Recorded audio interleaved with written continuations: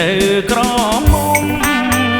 គូខ្ញុំមិនមែនក្រមុំសោះឡើយស្មានតែនៅក្រមុំគូខ្ញុំមិនមែនក្រមុំសោះឡើយ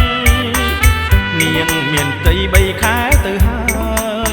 អោខ្លួនខ្ញុំហើយងងលេះមិនចាញ់មើលក្រមុំឬមិនក្រមុំបាន6ខែស្រាប់តែប្រពន្ធគ្រប់ខែឆ្លងទុនលេតាបាន6ខែស្រាប់តែប្រពន្ធគ្រប់ខែឆ្លងទុនលេគិតទៅចាញ់បោកគេព្រោះហេតុតែឃើញគេជាកូនអ្នកមានគិតទៅតាមលពើវាដោះចេញទៅជាលពាក់ទឹករាំងស្មានតែទឹកជ្រៅ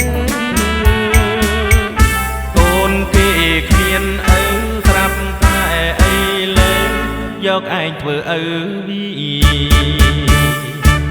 ឃើញនឹងភ្នែកច្បាំងហើយលោកអើយនឹងហើយស្រីមកដណ្ដឹងប្រ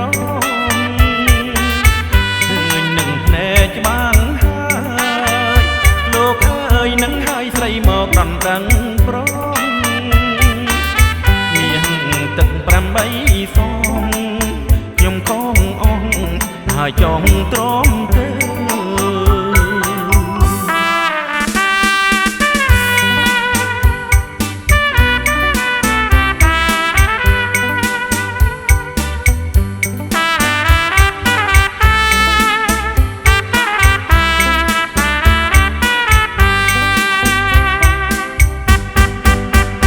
គិនទៅតាមលពើវាដោះចេញទៅជាលពាក់ទឹករាំងស្មានតែទឹកជ្រៅកូនគេគ្មានឪស្រាប់តែអីលើយកឯងធ្វើឪវីឃើញនឹងភ្នែកច្បាស់ហើយលោកអើយនឹងហើយស្រីមកដណ្ដឹងប្រនឹងភ្នែកច្បាស់ហើយ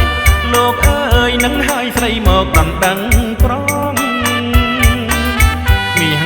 ទឹក8សងខ្ញុំខំអង